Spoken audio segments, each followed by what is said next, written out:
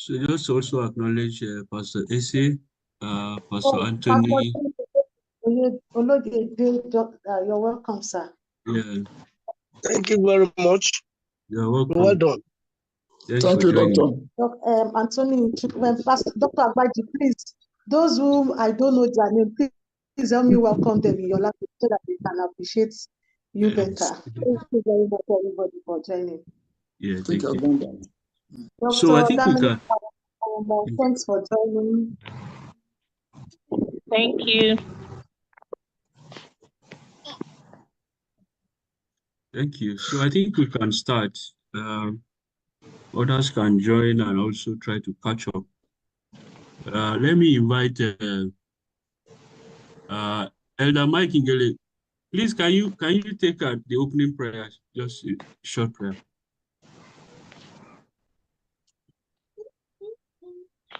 Elder Mike Ingele. Yes, I'm here. Yeah, please take the opening prayer. Gracious Lord, we thank you for today. We thank you for the gift of life and health. We thank you for this meeting. We know you are here and everywhere. Guide us and see us through this meeting, that at the end we shall return all glory to you. In Jesus' name we pray. Amen. Amen. All right. So thank you everyone once again for joining. My name is Agbaji Orinya. I work as the program manager here at Peace, Peace and Justice Initiative. PPJ is collaborating with the Dorcas OK Hope Alive initiative to host this webinar on stress management. By way of opening remark, I want to again specially welcome us. We are in a very, very changing, fast changing world, and stress has become an almost avoidable part of our daily lives. There are a lot of demands from work, from family, even from our personal aspirations that have really left us overwhelmed, and even feeling exhausted most of the time. This applies to a lot of us. Many people you find in hospitals today may not be necessarily sick. Some of them may just be suffering from stress.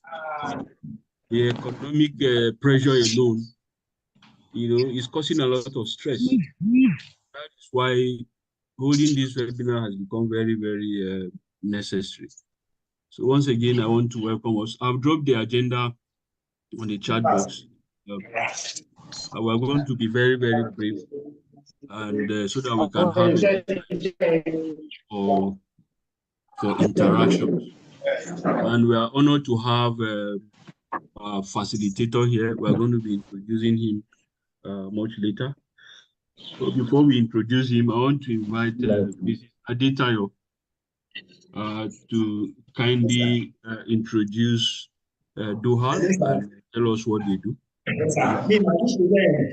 Take it off from there. Ms. Adetayo, please. All right, thank you very much, Dr. Agbaji. Thank you very much. Dr. Agbaji, can you please mute your mic? All right. Doha, Dorcas OK Hope Alive Initiative is a faith-based organization in Nigeria working in the field of health and development.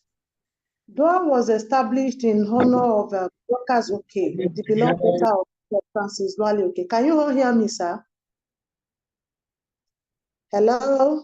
Yes, go ahead. We can hear you. We can hear you. We can hear you. Go ahead.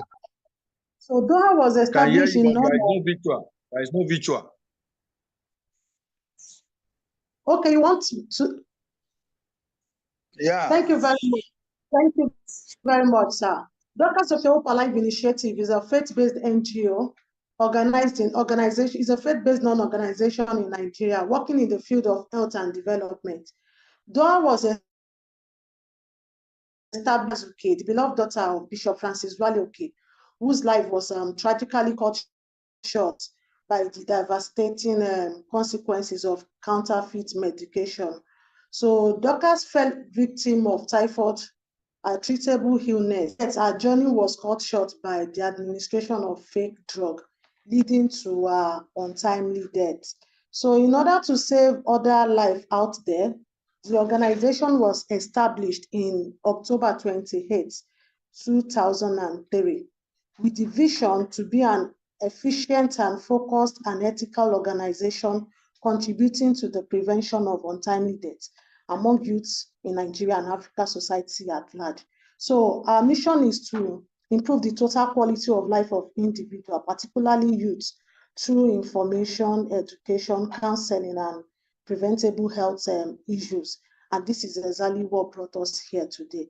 Thank you very much, sir. Thank you very much, Mrs. Adetayo. Well, we are excited to collaborate with you on this, and just to also let us know briefly about the Peace, Peace and Justice Initiative. We are also a faith-based non-governmental organization. Our vision is a world of prosperity and social justice. And our mission is to act as catalysts to empower citizens to reign as priests and work for peace and social justice. Currently, we are implementing a project mobilizing Christians against corruption in Nigeria, and we are working in 26 states. And again, we are happy to collaborate with DOHA. We are currently funded by the MacArthur Foundation under the Mobilizing Christians Against Corruption project. So once again, we thank you for joining. If you look at our agenda, the next item will be the introduction. So the objectives of the webinar. Is Busaya ready to tell us about the objectives of the webinar? I'll take it, sir. Okay, all right, go ahead. Yeah, in line focuses on stress management. Stress management is a critical aspect of preventing untimely death among youth in Nigeria. You will agree with me that stress can have devastating effect on our mental and physical. So increasing the risk of suicide, sustainable abuse, and other harmful behavior. So by providing young people with effective stress management techniques, we can empower them to build resilience, cope with challenges, and improve overall well-being. So this webinar is going to take us on how to understand stress. I think the speaker will speak more on that, but the main objective of this program is to empower with stress management skills, and number two, to promote well-being and resilience among youth particularly, and lastly, which is the vision of the organization, to contribute to the prevention of untimely death. We want to ensure untimely death among youths and adults is being reduced, to a barest minimum. Thank you very much.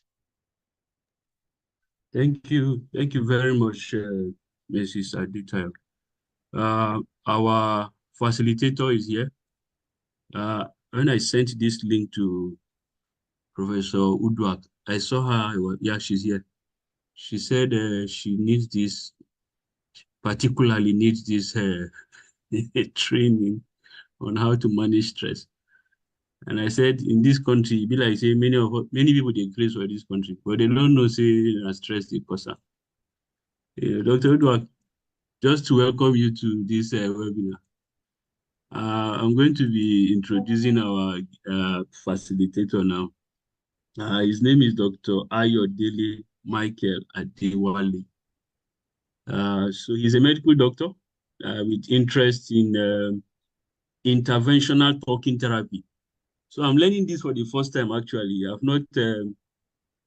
not seen anything like this before, and it's quite interesting. Interventional talking therapy. He had his training at the Ogun State University.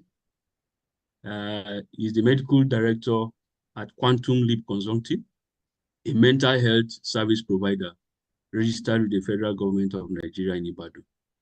And what they do is to cater through talk therapy sessions based on cognitive behavioral therapy for a special category of clients who have had past traumatic experiences or currently have disturbing life issues, and if not dealt with, could degenerate into mental health disorders or physical health issues.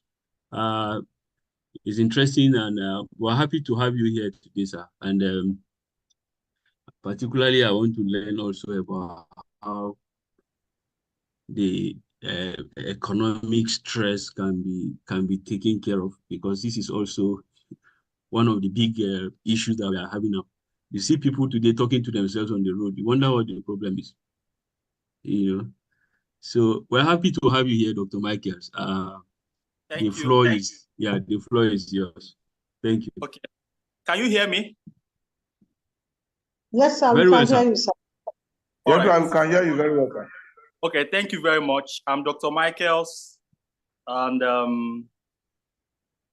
I added S to my middle name just to, because Gen Zs, they enjoy or they like something like that, so a brand name. But my real name is Dr. Ayodele Adewale. Okay, so I'm so excited to be here, and thank you very much for the invitation. I feel it's a great privilege, and I want to welcome every one of us for being participants of this training. I want to say that even if you give me 3 hours, it will never be enough to talk about management of stress or to talk about stress itself. So I will just do justice to what exactly we need, and we will all be happy. I'm very dramatic. In fact, I was asked in my final year that apart from medicine, what other course would you have done? And I said, theater arts. So I want to ask that you don't keep quiet on me. If our coordinators will permit, maybe we should all unmute so that I want to hear you. You can interrupt me, even though I have just a few minutes to talk, but you can interrupt me. I want something interactive. I just don't want to hear my voice alone. That's, I don't know if that's okay by you. Okay. Yeah, it's okay. So we can unmute, but just ensure that you are in a quiet environment so that noise will not interfere. Yes, I'm the only one. I'm the only one in this environment, so you can be sure it's only my voice. Yeah, not just you, but other people who are other participants. Yeah, so if you know you are not in a quiet environment, you can just you can remain muted. Yes, so that that would be we nice. don't interfere. Yeah. Yes, Thank that you. would be nice. Yes. So you can mute everybody in a quiet place. So the second thing I want to point our attention to is that the question and answer session is the most important of this, is the most important aspect of this training. The reason is because it will open up many areas that I might not be able to cover in these few minutes that we have. So let's start with what interventional talking therapy is. Interventional because the basis or the cause of any life problem is, or it has to do with our personality, myself.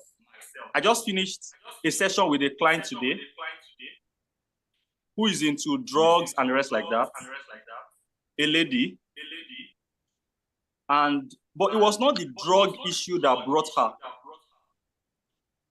It was the fact that she has high blood pressure, like we can say hypertension, linked with a very bad business. connected to lack of money. So the stress emanating from these three things landed her in the hospital, and she was referred to me. So interventional because the talk therapy sessions breaks down or destroys the personality that is the cause of that problem, and helps the person to build a personality that will support the desires or the desired reality of that person. So 7 years ago, a lady, a 34-year-old lady, came. I was still in clinical medicine, and I wrote a prescription. She just came for a refill of drugs. So those kind of patients, they are very easy to see. Within few minutes, 1 minute, 2 minutes, you see them. And of course, there were many patients waiting at the reception or in the reception.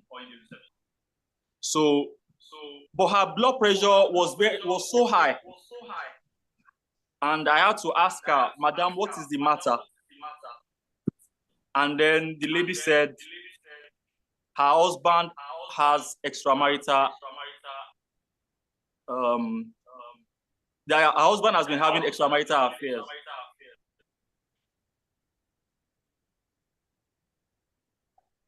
Okay. And that led to the complication in her health. I was able to help her deal with the issues,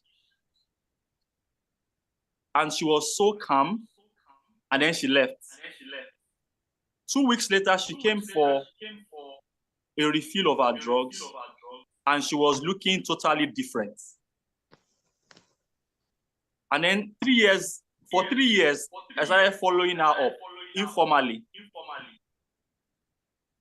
And she was still smiling.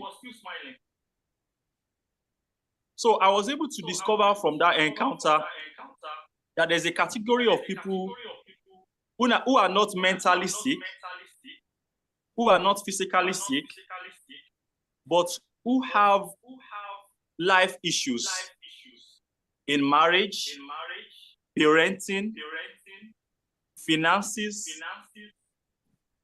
occupation, and then different aspects of their lives that, if not properly managed, it could lead to either mental health issues like depression and anxiety, or physical health issues like hypertension. So I've been focusing on that. And many people are not aware that there is power in talk. And I've been using purely talk to help people come out of their stressful situations. So let's go ahead to define stress. This is a very simple and funny definition. Please don't laugh. Are you ready? Yes, sir. Yes, we are. Yes, we are. Yes, I am. Stress is a result of saying yes to what you are supposed to say no to.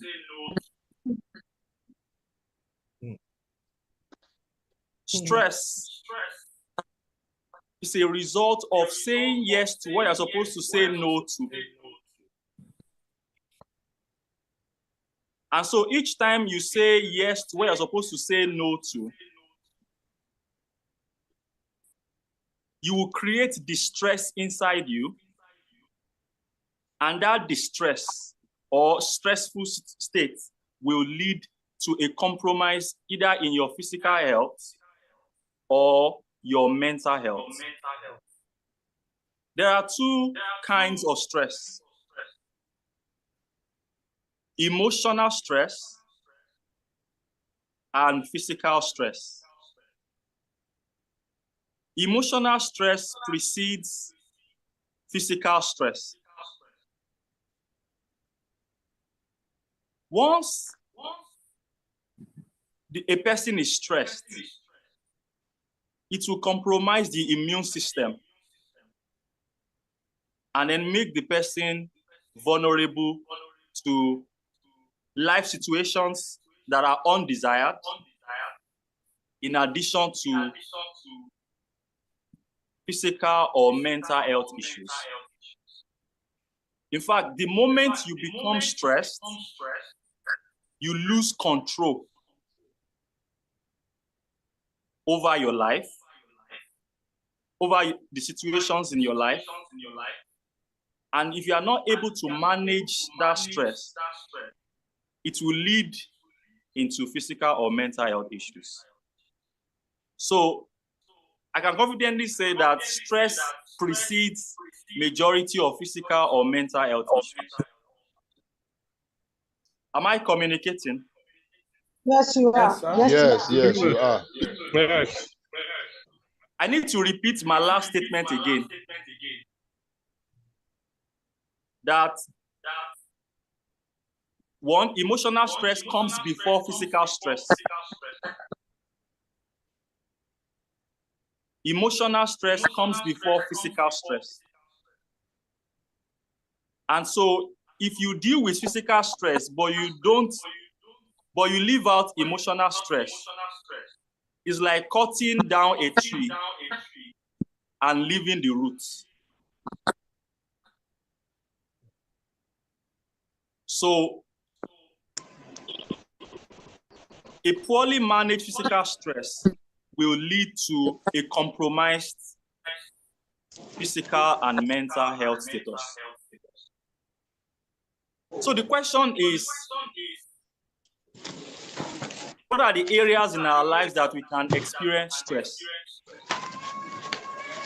Economically or financially,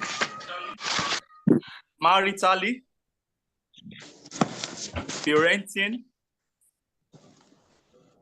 job-wise in our profession,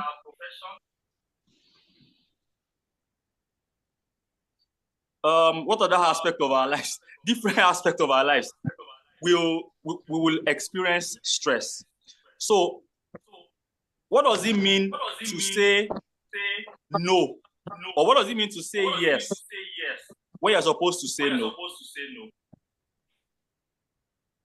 The origin of stress with identity crisis.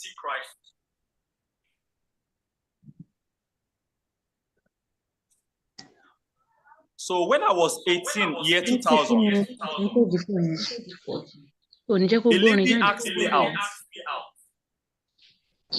And I didn't prepare for the question she asked me. And this was not 1920 or 1930.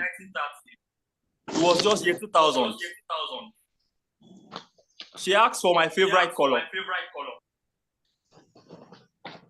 And because we guys, before asking a lady out, we check past questions. But that particular question was not there. So I didn't prepare for that question. So I could not even bring up a color. I was so shocked. Of course, the lady said no to me, and I trekked home in annoyance. But that day when I got home, I asked myself, if you don't know your favorite color, what exactly do you know about yourself? You don't know anything. What is the problem with your favorite color? So I was able to come up with 3 fundamental questions of life. After asking myself 200 questions over 25 years. So after asking myself 200 questions for over 25 years, I was able to come up and summarize the 200 questions into 3. These are the three fundamental questions of life. Number one is, who am I? Number two is, what is my life purpose? Why was I born? And number three is in two parts. The first section is, do I have a future? And the second part is, if I have a future, how do I go about realizing that future? If you are able to answer these three fundamental questions, it will shield you away from being exposed to anything that will cause stress. It will shield you away from anything that will make you to be distressed from within. Because the moment you become distressed or you become stressed from within, is an indication that you have deviated from who you are. Should I say that again?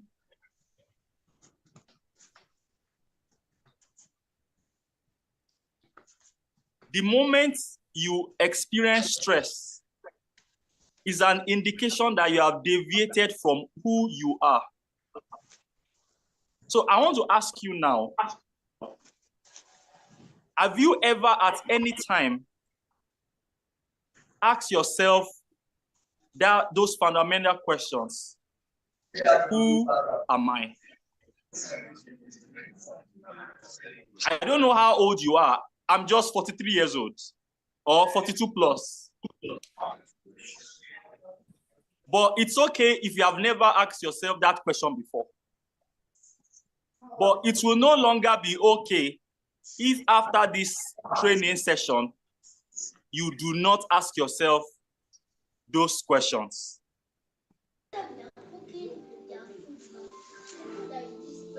So many people are afraid of asking themselves those questions because they feel it will expose them to a lot of things they don't want to know about themselves.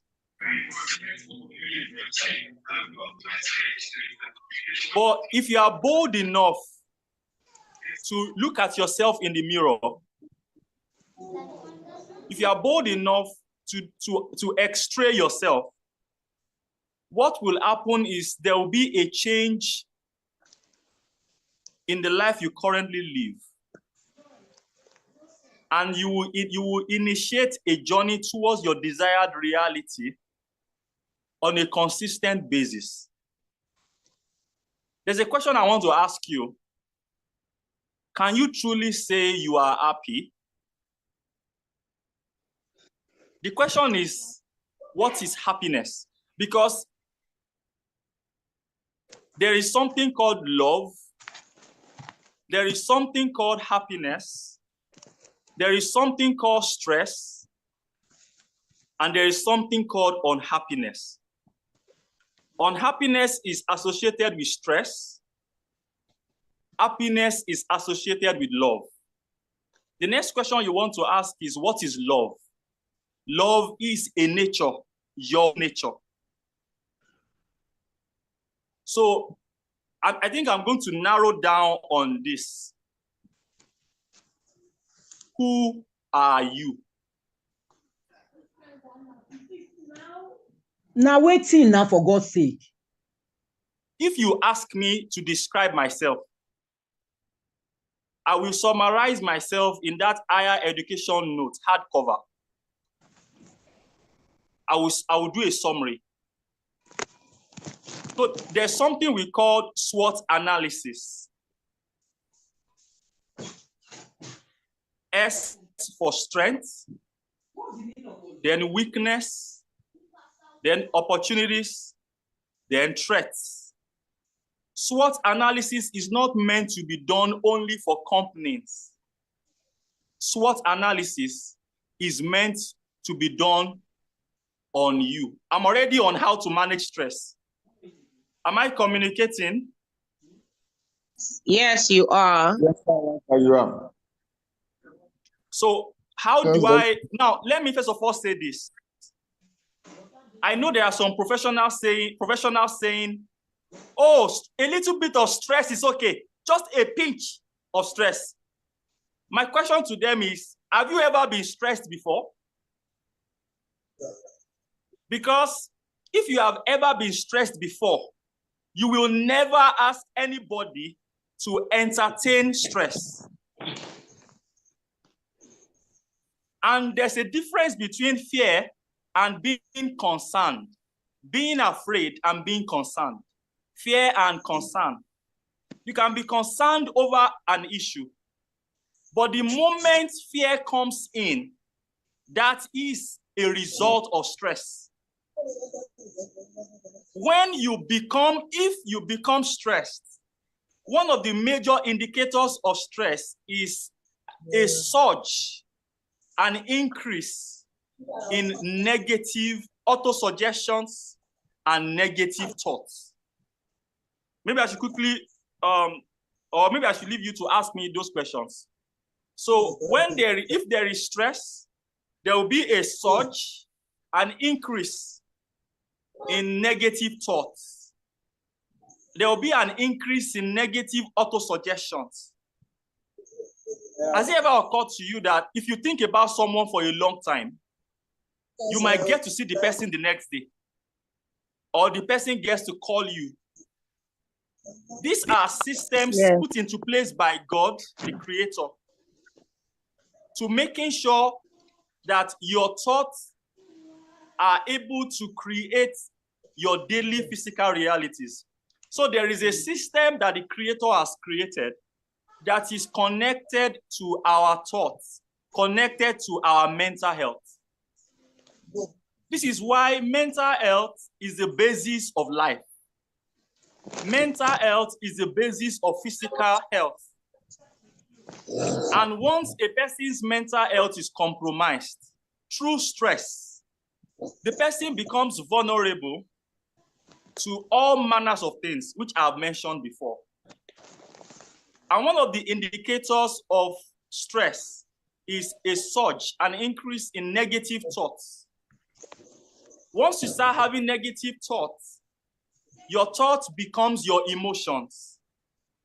Your emotions become your words. You start speaking negatively. This country is very bad. The economy of this country is very bad. Have you not seen? Don't you see the how much they are selling a bag of rice? Hey, while coming here, I spent 10,000 naira buying something very small. When I heard the price, I began to dance. I began to dance to the music. When you are stressed, you react to life. You don't respond to life. Reaction is negative. Response is positive. When you react to situations, you become more vulnerable in life. But when you respond to situations, like the way I danced when I heard a news, what that will do is to help me to be in a state of happiness.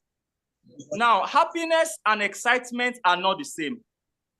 Though excitement is a subset of happiness. You can be excited and not be happy. But you can't be happy and not be excited.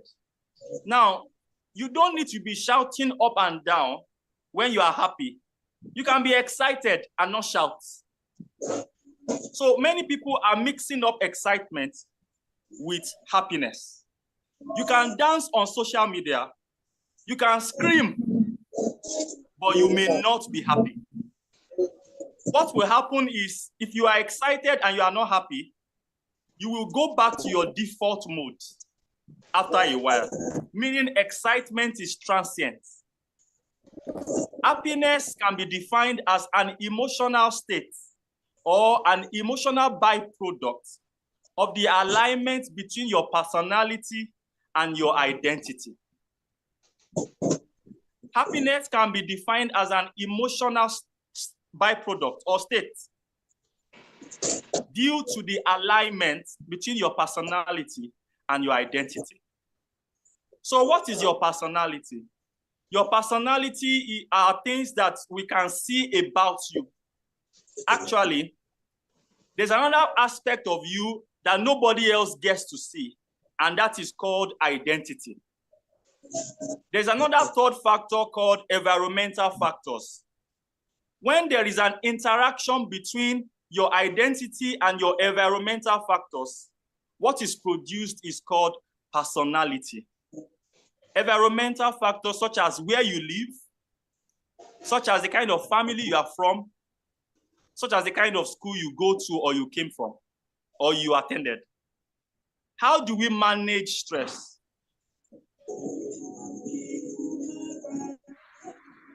Number one is saying yes to what you want to say yes to, and saying no to what you want to say no to. So the question is, how do I know what I want to say? How do I say yes to what I want to say yes to? The answer is identifying what you want. There's an ageless question that you need to ask yourself. What do I really want? In my profession, what do I want? In the choice of who to marry, what do I want? In my finances, what do I want? In this country, as a citizen, what do I want? In different aspects of your life. Now, what is the definition of want? A true want is defined as a reflection of who you truly are. A true want is a reflection of who you truly are. Meaning, you can't really know what you want unless you know and you are sure of who you truly are.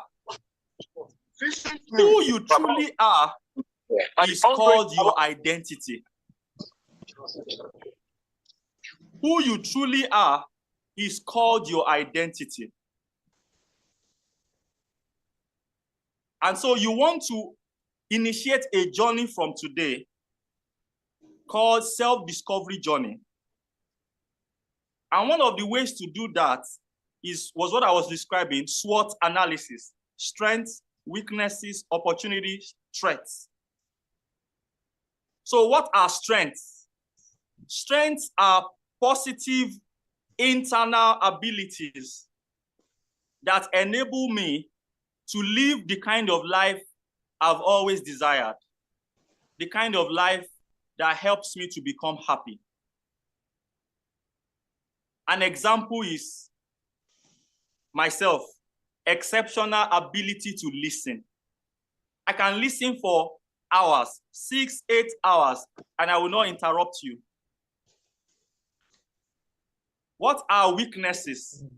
Weaknesses are internal negative abilities or features that we have that hinders us from living the desired life we have always wanted. An example is fear, anxiety. Like the client I saw today, she worries about everything. What are opportunities? Opportunities are positive external influences, features or people that enable you to live the desired life you have always wanted. An example is a supportive spouse. What are threats? Threats are negative, while opportunities are positive. Threats are negative external influences or people or features that prevent us from living our desired lives. An example is an unsupportive spouse or boss. You want to go ahead to discover what your love languages are. There are 5 love languages. Acts of service. You want people to join you in cleaning the house, for example. Physical touch. You enjoy touching people and people touching you. 3, quality time. You love it when people spend quality time with you. 4, receiving of gifts. You love it when you get gifts from people. And then 5, words of affirmation. You enjoy it when people compliment you or encourage you. Those who speak happen to have words of affirmation as one of the 2 predominant love languages. We all have all the 5, but 2 are predominant. And you want to know what those 2 are. There are so many other things you're supposed to investigate about yourself. But because of time, I will have to stop there. What I'm trying to say is the key to stress management, or the key to living a relaxed life where you are able to have so many deadlines and you are able to get everything done on time, is discovering who you are. And I'll be rounding off on that. The moment you discover who you are, you will be able to know what you truly want. What some people claim as what they want is a projection of other people's wants that they have adopted as theirs because they respect the person, they hold the person in high esteem, and the rest like that. You must be able to separate the wants you have, which are projections of other people's wants on you, and the wants you have, which are truly the reflections of who you truly are. I want to start drawing this talk to an end. I think I've already used my time. I want to talk about how the mind works in relation to stress. Mental health. Mental health is divided into the mind and our emotions. A compromise of your mind, that is your thoughts, your emotions, will lead to mental health issues. So you want to be able to be in charge of your mental health. Once your mind is compromised, since this is a faith-based, these are faith-based organizations, even God cannot help you. Once your mind is compromised, you will not be able to control the systems, the God-created systems that God has put into place for you to be in charge of what happens to you in life. So rather than reacting to situations, you will rather go ahead to respond. But if there's a compromise, you won't be able to respond. You will react.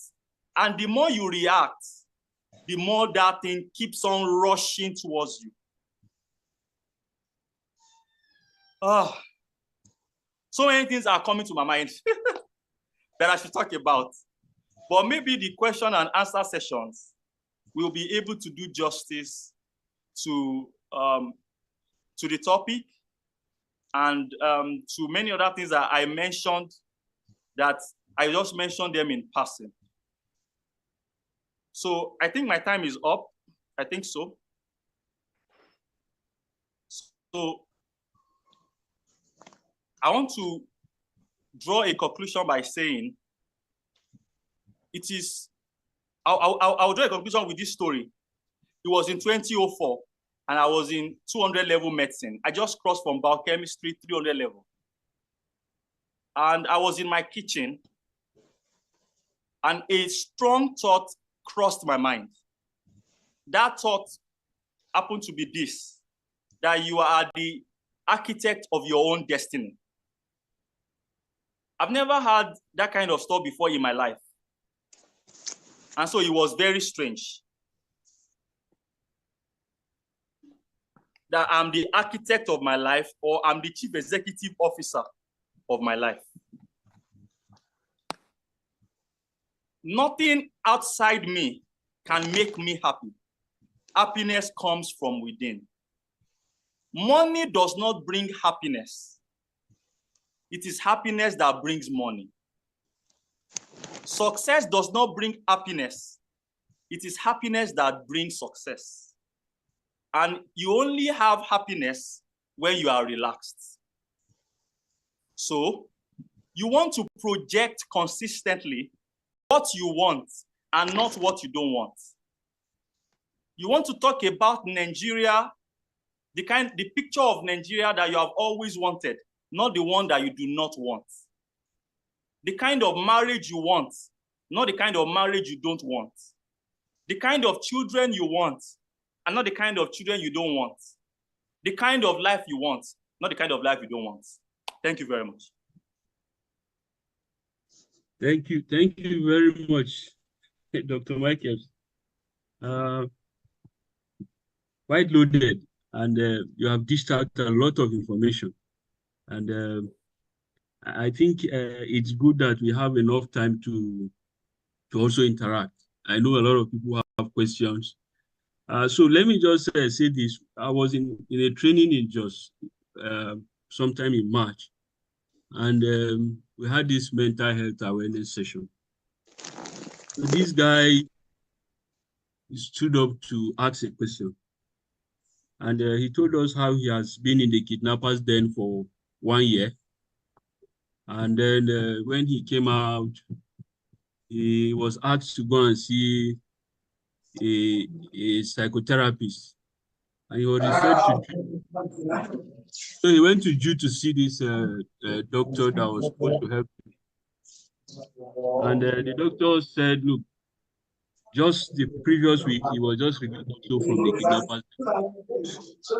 And it became really difficult because rather than helping each other, they were just sharing experiences. And so it further complicated the issue for him. You know, went for help and found out that this guy is also in need of help. You know, so what I'm saying in essence is that, you know, people have issues. There are a lot of issues that people are going through, like you rightly mentioned, economic issues, family issues. In fact, there's one here that I have close to me here that is stressing me. I can't even do, you know, sometimes I have to run and hide in the car to even nap. You know, so these are things that, and then women especially are undergoing a lot of stress. Many of them can't even speak up. Many. And some of the people you see who die suddenly is also as a result of stress. How do we really help these people to, first of all, I mean, speaking out, all right? Speaking out. So if you don't even say what your problem is, nobody will be able to help you. All right, so how do we really encourage people to speak out? Some of them may not even know that they are stressed, but you could see it in their faces, even in their behavior. But we need to encourage people to speak out. So how do we go about? And then for those who are really stressed, I want to also know if there are centers around the country that you can even recommend, you know, for some people to go and have some of these psychotherapy sessions. And then again, if what's the cost like for those who come to you? What's the cost like? You know, it's also important to know so that people will also know how to go within their own budget. So we'll leave the floor open for people to ask questions. If you have questions, just open your. You can just take note of the questions and then maybe respond in batches. So you can raise your digital hands or speak if your microphone is unmuted. First to Sajai, please go ahead. So if you want to speak, just raise your digital hand, please. Please go ahead. Unmute your microphone. All right, thank you, sir. Thank you, Dr. Michaels. God bless you for this educative session. All right, my question is this. How can one manage a stress that is beyond one? how can one manage a stress that is beyond one?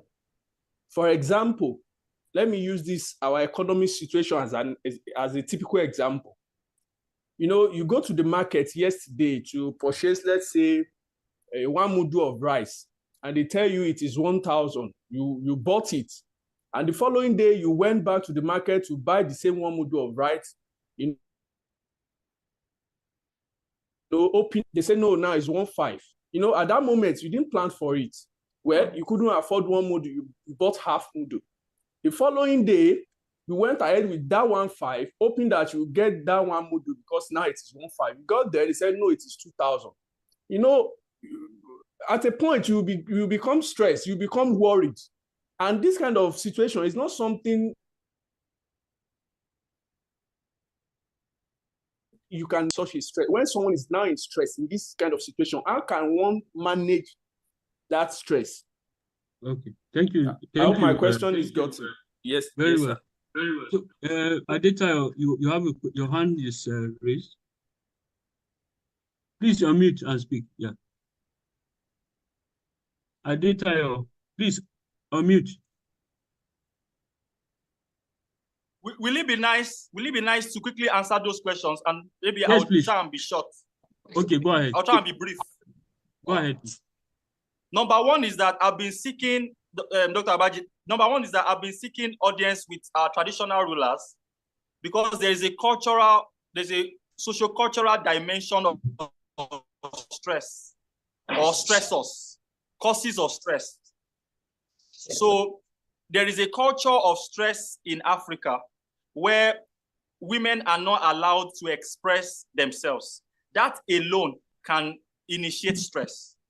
So I've been calling for modification of our cultures or of the African culture, because that will help and enable women to be able to talk freely and be seen as human beings and not sub-human beings. So that's that with women. There are, for now, there are only few places in Nigeria, as far as I know, that that can help with these therapy sessions, you know, dealing with people who are not psychiatric.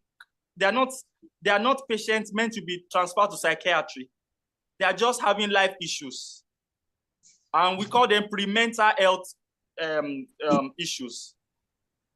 I've been hearing about JOS from several places, and I know that Lagos too is there. Apart from those two, I'm in Ibadan, and yeah, there are people here who also do talking therapy, but there is a mental health tsunami coming, which cannot be stopped. It can only be mitigated. It can only be reduced. And every hands must be on deck. We are even pushing that religious leaders should also go for mental health training, talking therapy, psychotherapy. Everybody, if it is possible to make everybody to become a mental health expert. Because in Nigeria alone, we have 200 million people. In Africa, 1.2 billion. In the world, I think we have like 8 or 7 billion people. So promoting mental health training for everybody will help to undo the forthcoming mental health tsunami. I think I've answered your questions, Doctor. I don't know if I... Yes, yes. And then therapy session, the cost of therapy sessions, it's mentally draining, and you cannot quantify how much one can pay for a kind of stuff that involves mental alertness, mental intensity, and rest like that. So the price ranges from people to people. But I would like people to start from trauma therapy. Everybody in Nigeria has been traumatized. From movies, from music. How can you say life is short? There's something we call psychological assault. There's psychological assault. There is psychological trauma. Psychological assault has to do with wrong information. what's the definition of wrong? Undesired information being passed. Everybody wants to live long, but you keep on saying life is short, life is short, life is short. In your mind, you think you are motivating people, but what you are doing is you are assaulting people's minds. And if they are not able to manage psychological assault, it will lead to psychological trauma. Psychological trauma is a compromise of mental health. It's a wound in your mind that you can't see. You may not even be aware of it in your subconscious mind. And in your subconscious mind is where your beliefs are formed. And so when you're already traumatized, your beliefs are going to be undesired, otherwise called wrong beliefs. So we want to start from trauma, where you destroy the trauma itself. You will destroy the personality that caused the trauma. You will become a new person. And then from there, you will start a group of sessions called capacity building sessions, because you are not meant to do therapy forever. Your therapy sessions are meant to equip you for future inevitable life challenges, because life challenges are inevitable. Why? Because ignorance is inevitable, knowledge is inexhaustible, and knowledge is in levels. So life challenges are results of ignorance, and we will always be ignorant at different levels, because knowledge is inexhaustible and knowledge is in levels. So after dealing with the trauma, you are going to leave a void that must be filled, because nature abhors vacuum. It's like cleaning a house.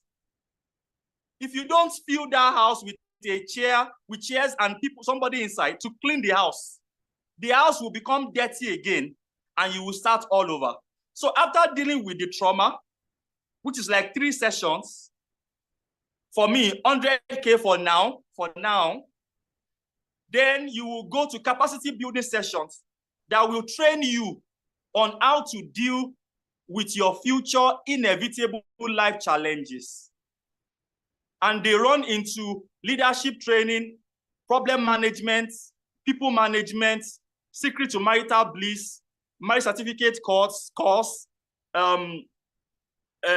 people management, emotional intelligence, and so on. And the goals execution class, time management. The interesting thing is the capacity building sessions are tailored towards your own unique need. The contents are unique to you.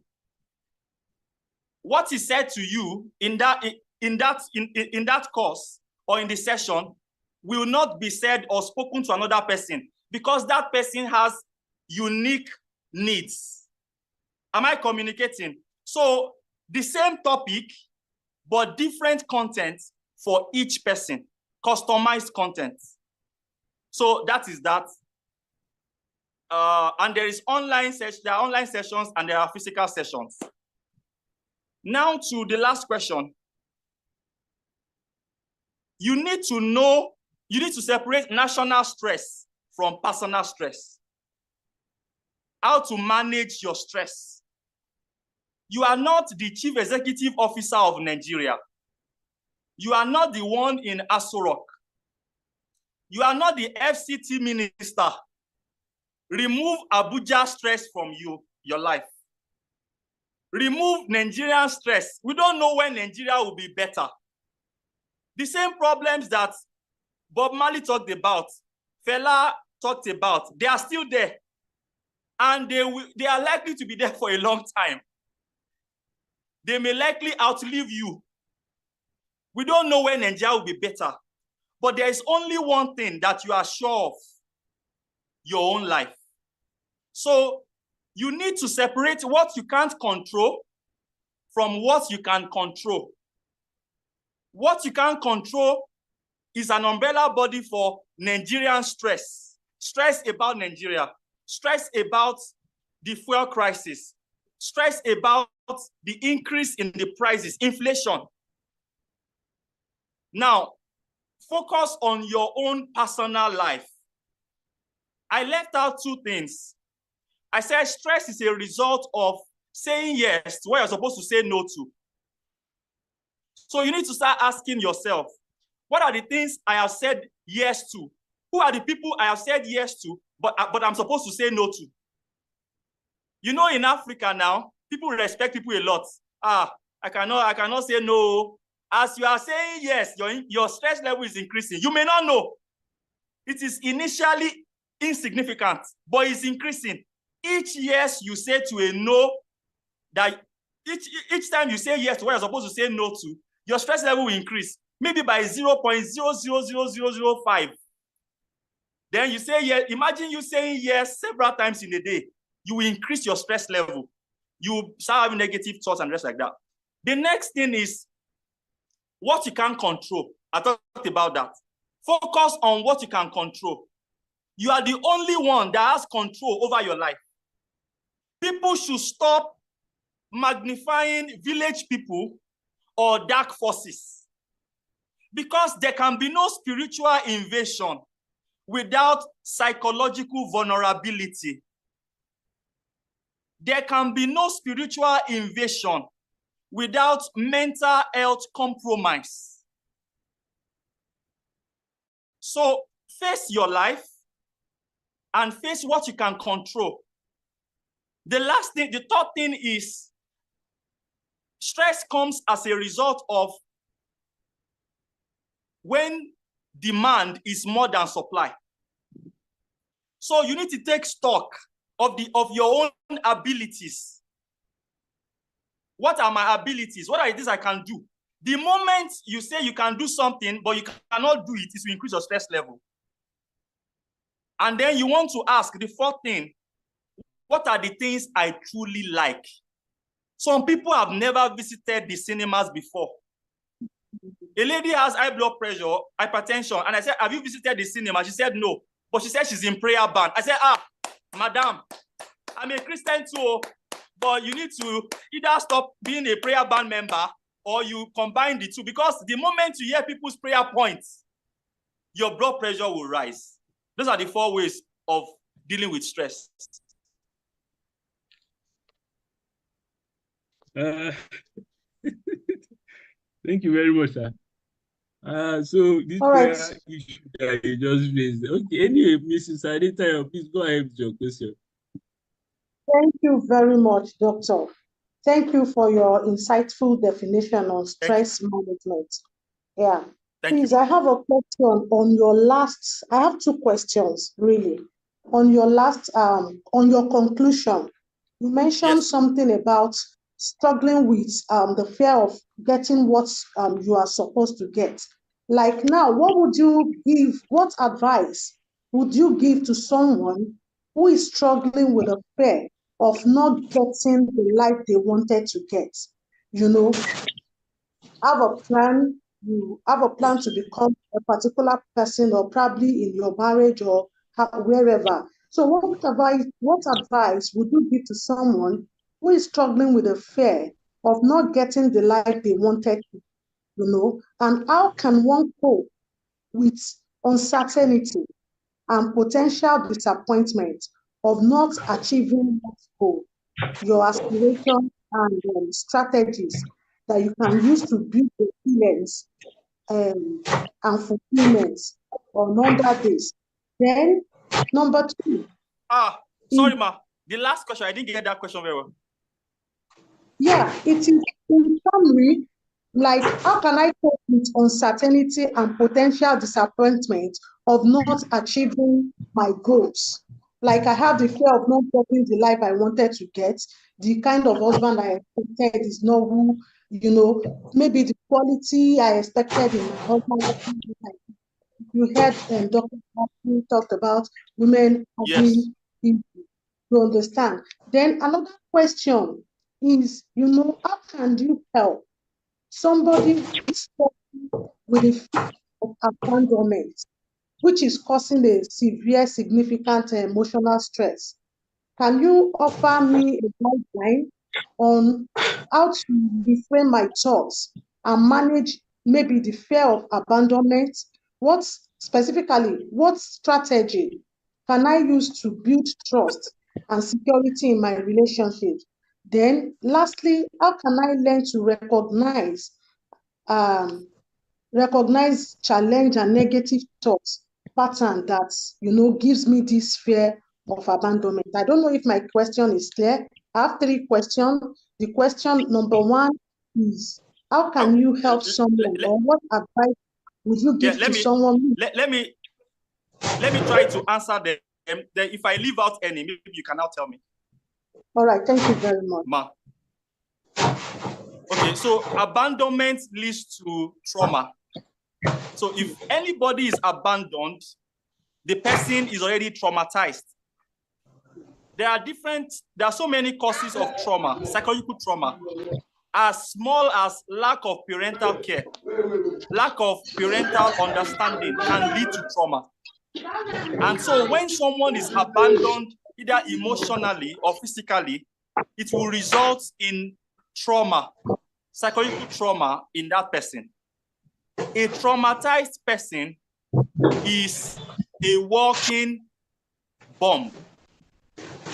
And so the first thing you want to do is to seek therapy. Therapy is for 2 categories of people. Therapy is for people who are flat on their faces and they can't get up.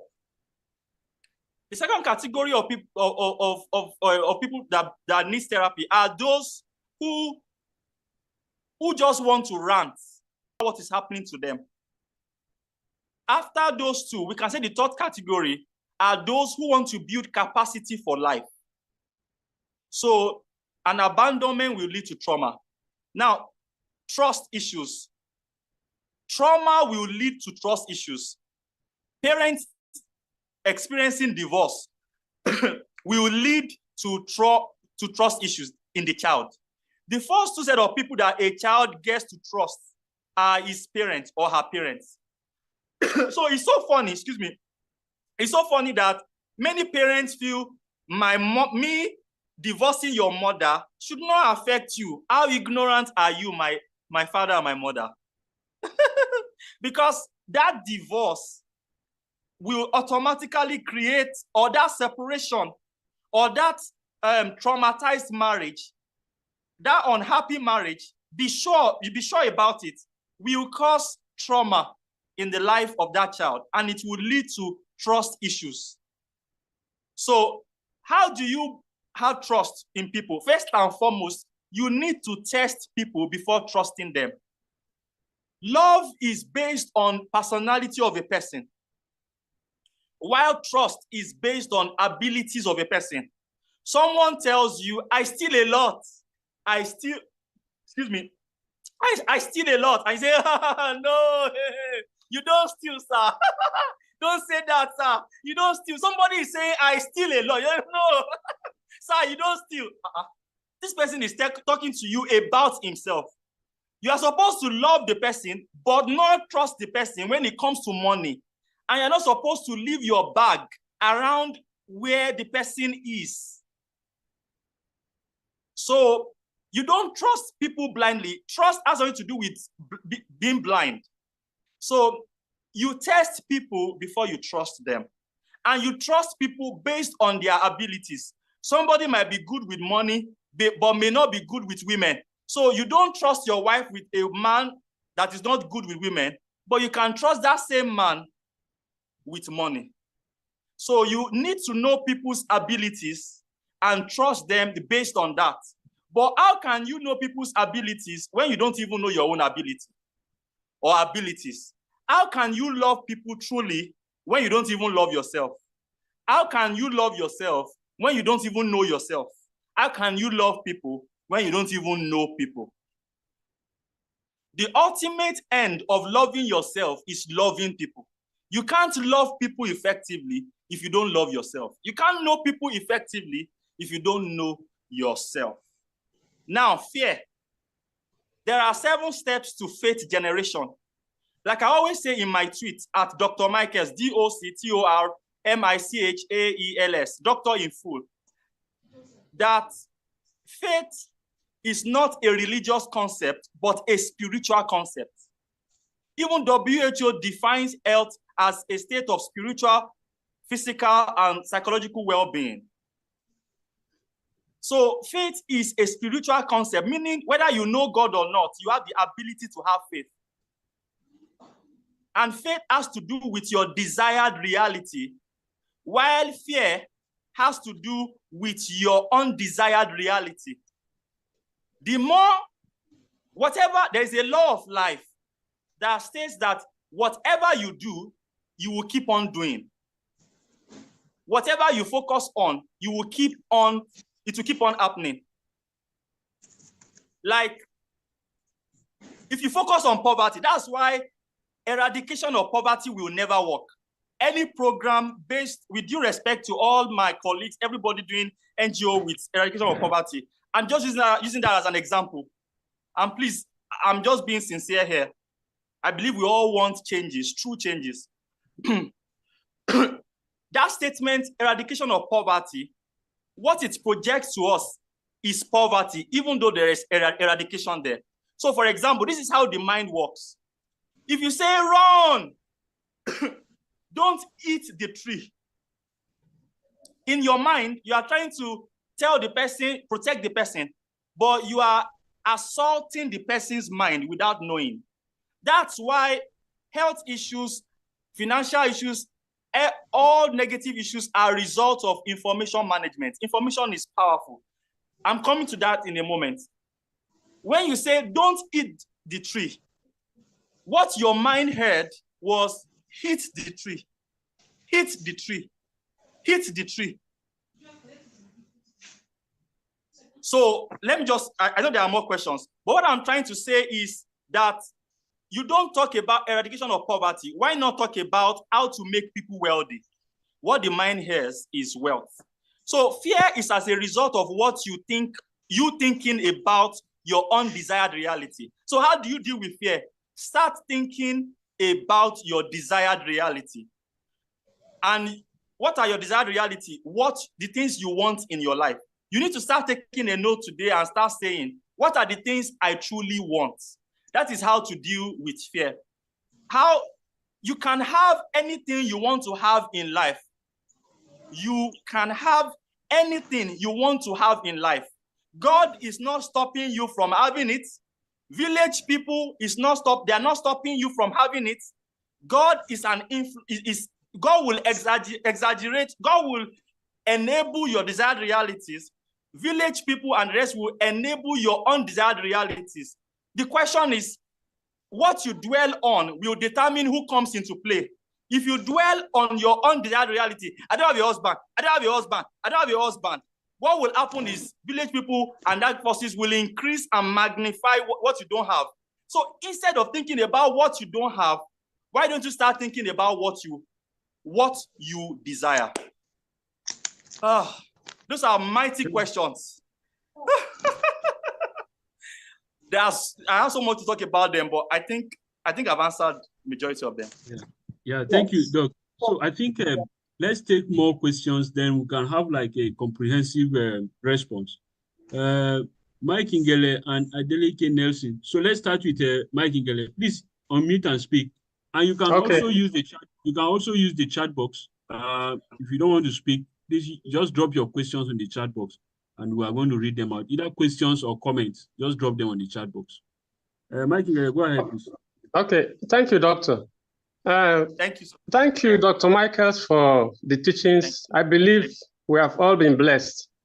I have one question. I have just one question. It is generally believed that hypertension comes as a result of stress. But my question is, what is the causes for low high blood pressure? Okay. What are the causes of low blood pressure? Low blood pressure. Yes. Okay. Hypertension. Okay. Adeleke, let's take Adeleke Nelson. Please. All right. Good evening, sir. Thank you very much for this. Please, I want to ask two questions quickly. Can you hear me? Yes. Yeah. The first question is, when can you say that working hard metamorphose into stress? Working hard, like working 2 shifts, working extra hour. When can we say it metamorphose into stress? Can it metamorphose into stress? That is number 1. Number 2, can ordinary sickness like malaria or any other sicknesses metamorphose into psychological disorder? I have a case of somebody very close to me that she was sick. She was sick, just malaria, for just 2-3 days, and it turns into psychological problem. They need to refer us to psychiatric hospital at Lantoro in Abeokuta, Sacred Hearts Hospital. So we were there. They were treating him for psychological problem because he will just come talk. If she can talk too much, she will not be able to sleep. What are the causes of such thing? Just ordinary malaria that metamorphose into such thing. God bless you, sir. Thank you. Thank you, sir. Thank you, sir. Yeah, you can respond to the 2 questions. Okay. So hypotension can result from excessive vomiting, and then excessive blood loss can lead to a drop in your blood pressure. So that is that. But you want to make sure that you hydrate well, you drink water well, and you want to prevent excessive loss of blood loss from your body. The second question, when does hard work metamorphose into stress? Let me state this clearly, that you can do as much as you want to do in a single day. It's just dependent on what you want to do. The question is, how much of work do you have the capacity to do on a daily basis?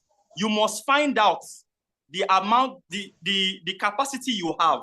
That is why we are encouraging something like this, capacity building sessions, because what it does is to expand you, increase your strength, and you are able to handle so much. So the moment you are working so hard and it is beyond your capacity, it will result into stress. Now, if you stay at work and you're working hard just to avoid going home to go and meet your spouse, that can also be as a result of emotional stress. And that emotional stress caused by a troublesome marriage will eventually lead to physical stress.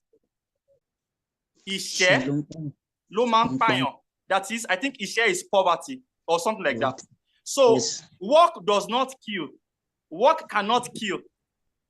But if you are working hard as a result of emotional stress coming from a troublesome marriage, that emotional stress will lead to physical stress. So you want to ask yourself, why am I working this hard? Is it because I am chasing money? If you are chasing money, you will never get that money. Whatever you chase in life will keep on running away from you. So you want to ask yourself, are you working hard in alignment with what you want? Are you working hard to show off people that you are doing well, that you are doing something? Or you are working hard because you want to? That's what you want to do. I hope I've answered that question. The third question is malaria. A simple malaria can lead to cerebral malaria, and therefore will have psychological components. But what people don't know is that when you take anti-malaria, it kind of reduces your blood parasites.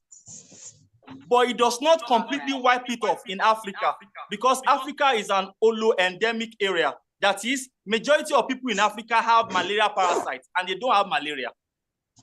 Now, when you use anti-malaria, it reduces the malaria parasites in your blood.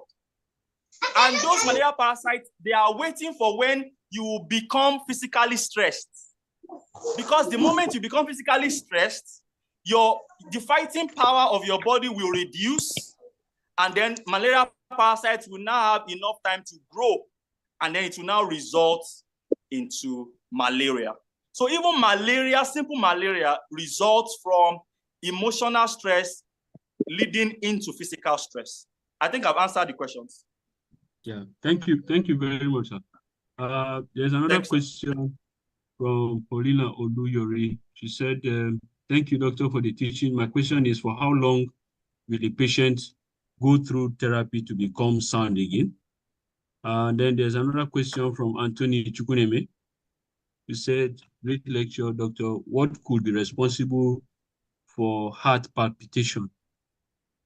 Me, I used to have heart palpitation when I'm expecting money and the money doesn't come on time.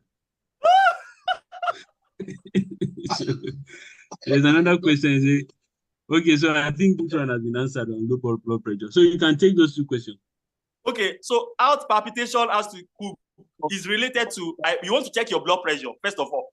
Let's first of all eliminate persistent blood pressure, increase in blood pressure. So once we have eliminated that, we want to also check for are there heart defects and the rest like that. And what is heart palpitation? Heart palpitation is when you can easily feel or like feel your heart. You can easily even also see the pumping and the rest like that, pumping action of your heart. That is that. Then how long can it take to so the first one is, in my own company, 3 sessions is enough to completely destroy the trauma that you have that has been disrupting your life.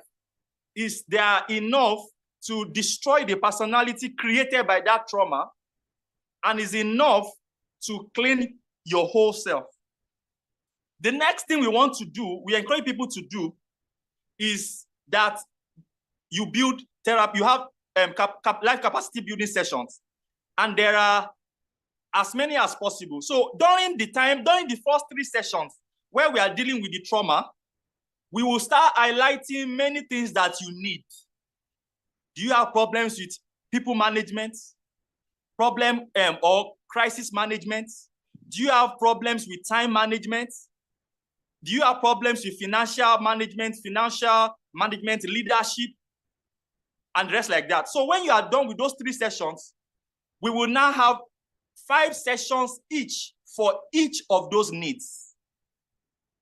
By the time you are done, this is not bragging, you'll be strong enough to be able to undo any life challenge that comes in those areas. So I think, did I leave out any other questions, sir? Doctor?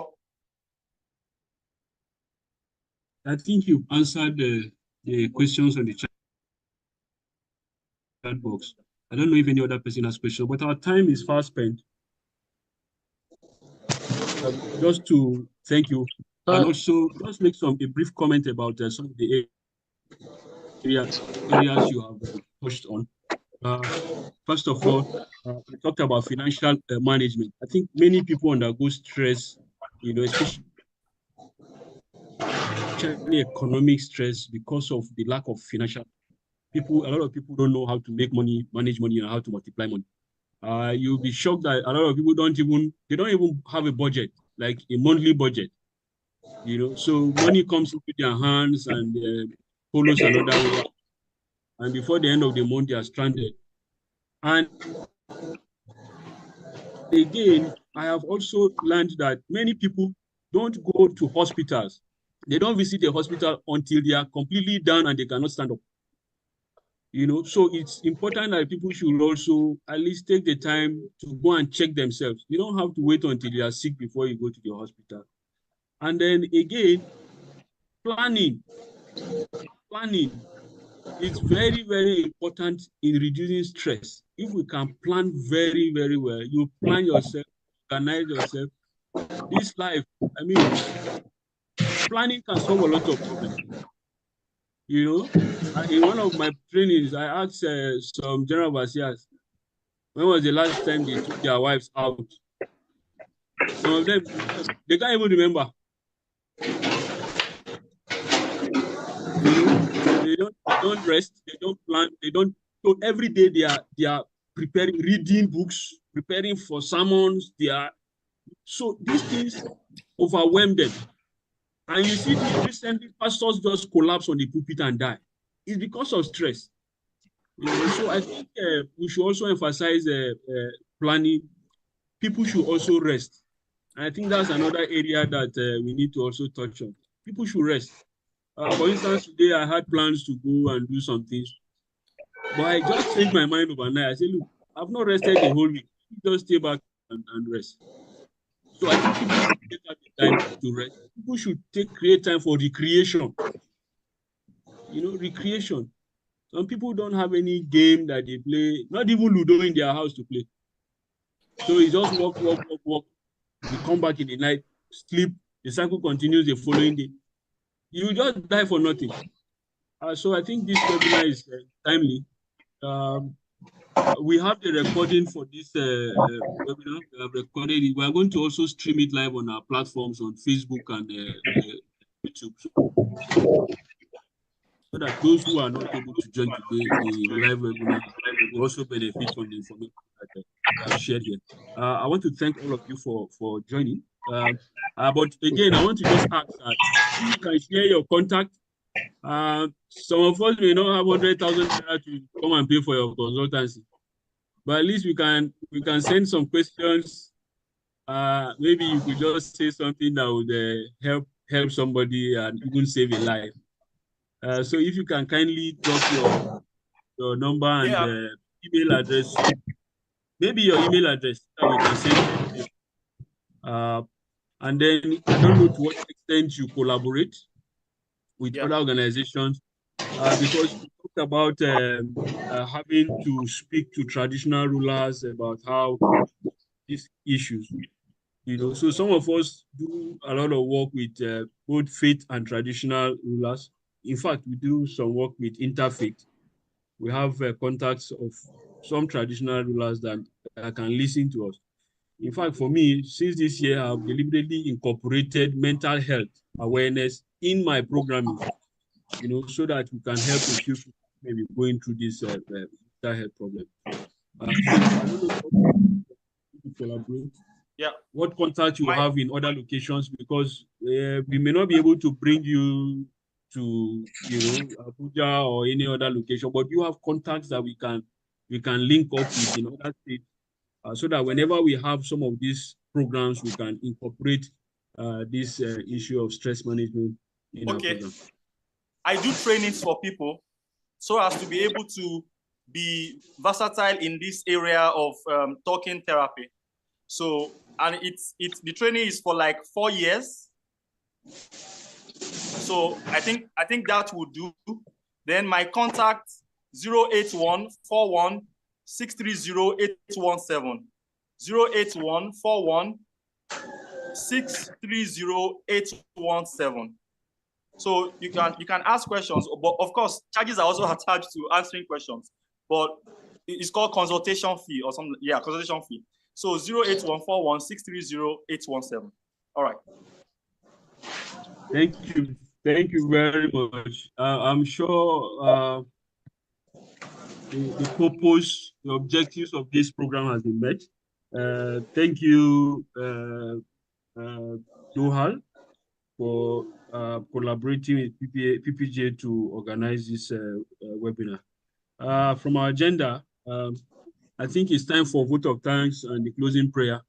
The name I have here is Busayo. Is Busayo still on the call? Kindly unmute and take the closing remark. And then if there are any other announcements, you can share. And then you take the closing prayer also. Thank you. Busayo. Okay. Thank you very much, Dr. Agbaji. I'd like to say a very big thank you to Dr. Michaels. I think that's what he wants to be addressed as. So I'm jumping in on the Gen Z wagon. So thank you very much, Dr. Michaels. I mean, the session has been very, very impactful. And, we really do appreciate you sharing your wealth of knowledge with us, because a lot of people are going through so much. But the problem is we really don't pay attention to what we're going through until it becomes, a bigger problem. So thank you for bringing this up. Thank you to Priest and Palace. Palace on Justice Initiative for collaborating with DOHAL. Thank you to everyone that has joined, taking out their time to join in on this webinar. We really do appreciate every one of you. And subsequently, we plan on, doing this time to time. So we'll send out notifications. We're going to, touch on different topics that are very, very timely and very important to us. And we hope to have, more interactive sessions in future. Thank you very much. I think I saw Pastor Nelson. I think he has logged out. Thank you, Pastor Koka. I saw Pastor Koka. I saw Dr. Oshinaike. Thank you very much, Mrs. Adeleke, for thinking about this and facilitating it. Thank you so much. Thank you, Dr. Orinya, for always standing by DOHAL. We really do appreciate you. Thank you, Dr. Michaels, for being so generous. And please, your consultancy fee, please, would look into that. So let's share a closing prayer. In Jesus' name. Amen. Father, we thank you for this opportunity. We thank you for life. We thank you for how far you have kept us. And Lord, we ask that beyond everything, that you will touch our hearts and you will give us peace. And all that we have heard today, we ask that you will give us the strength to put it into practice. We also ask that, Lord, you will give us the wisdom to navigate through life. And Lord, that you will keep us and you will give us good health. Thank you, Heavenly Father. In Jesus' mighty name, we have prayed. Amen. Thank you very much, everybody, and have a good weekend and a fruitful week ahead. Macham Sagai, my secondary school mate, thank you for joining. You're welcome. You're welcome. Thank you. All right. You're welcome. Have a good evening. You too. Thank you, Dr. Abdul.